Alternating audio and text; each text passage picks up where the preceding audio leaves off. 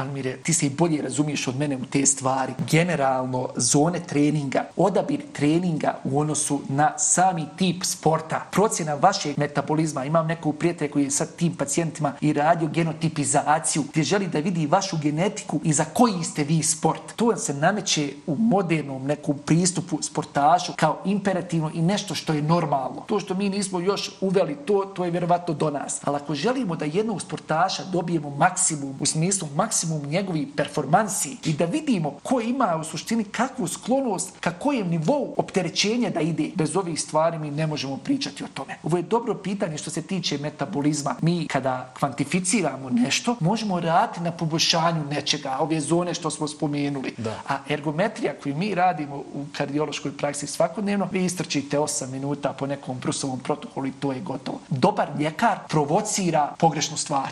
Znači, meni je cilj, ako se čovjek smatra dobar ljekar, ako vidim inkompletni blok desne grane, pa ima mi nešto što izgleda poput šatora ili je sedlasto i spušta se dolje, pa želim da isprovociram poremećaj ritma, jer mu dajem potpis da se bavi sportom. A taj poremećaj ritma ako isprovocira, mogu reći on više nije za sporta ili ide na elektrofiziologiju ili treba mu ICD ili sam našao nekakav Brugada sindrom, imam neku kanalopatiju, to je nauka. Da. I to zahtjeva poprilično rada sa tim stvarima. Da.